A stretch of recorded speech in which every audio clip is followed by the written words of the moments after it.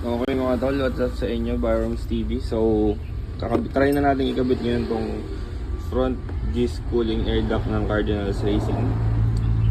So, syempre, ang kailangan nyo gawin dyan is buksan nyo, syempre. Yan. So, may makikita kayong manual dito. Patay, natapon ko yung manual. Pero, based kasi dun sa nakita ko sa manual, ang gagawin nyo is itong bushing, di ba, nakaganito to. Diba nakaganito yan, nasa loob. Yan. Nakaganyan yan.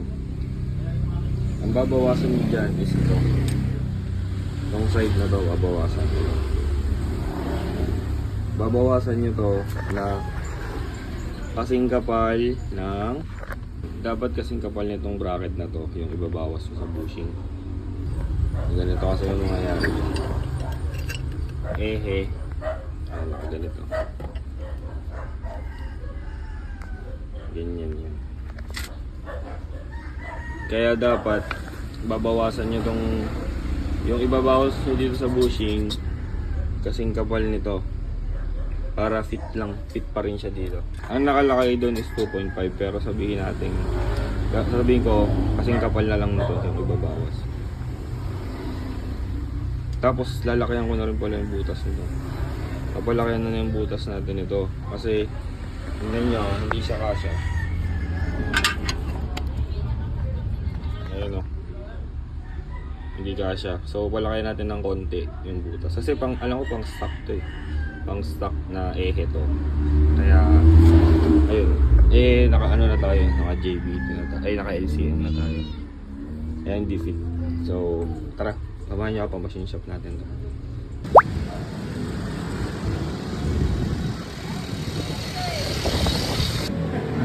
Tayo sa Harold Works. Ayan. Papaano na natin.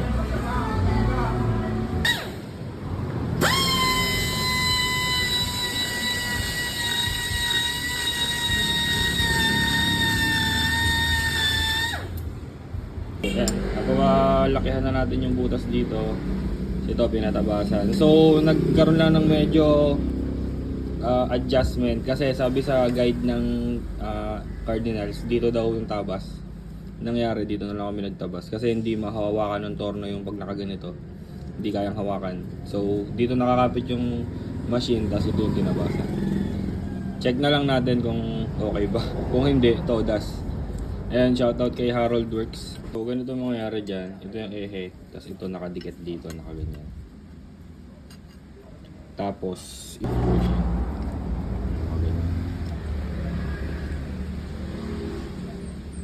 Gulong dito. Reset natin yung piston. Ayoko nang alisin yan.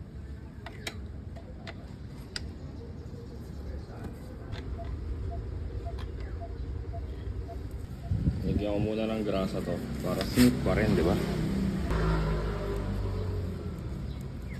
Pasok na siya. Ayan. Tapos itong bushing naman, ganyan siya. So tara, test fit natin.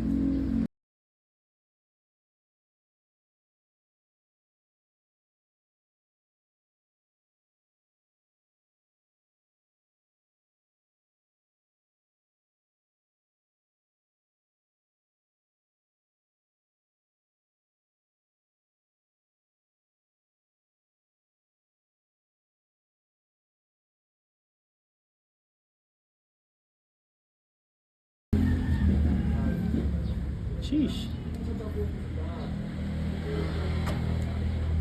Okay mga tol, Byroms TV, na-testing na natin yung air duct natin. Tapos nag-bleed na rin kasi ako sa likod. Mahina talaga yung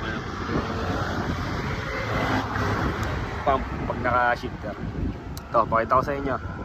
Yan, so ganyan na lang yung ginawa nating mounting. Medyo parang nakaganon siya sa akin. Pero okay na yan para pasok yung hangin dito. Tapos dito ako na tabas. Ayan, makikita nyo dyan yung bushing. Diba dapat yung nakadikit dito sa gulong, yun yung babawasan. Kaya so dun sa kay Harold Works, yung pinagtornuhan natin, dito siya nagbawas sa malaki. sa paglalapatan nito bracket. Kasi wala siyang, hindi niya mahahawakan yung dito. Basta hindi mahahawakan yung dito sa malaki, kaya yung machine niya doon nakahawak sa dito sa maliit na bushing. Kasi ito yung natabas. Pero yan, okay naman, goods. Nag-adjust lang ako dito. Pinataas ko yung, di ba, bilog yan. Yung sa taas na kapitan, medyo pinauka ko para ito mababa ko. Tapos yun, wala namang sayad. Goods naman siya. So dapat i-test fit nyo muna talaga. I-pitan nyo. Tapos mabutan nyo muna sayad. Yun lang. Cardinal air lang.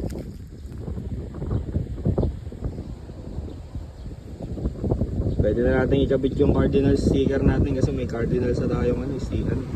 Pyesa, yun. Okay? Dito pala tayo ngayon sa IPB Road. Dito natin tinesting. Okay? So, yun lang guys. Salamat sa panonood. At huwag niyong kalimutan mag-like, share, follow, and subscribe sa YouTube and Facebook. Yun lang. Byron TV.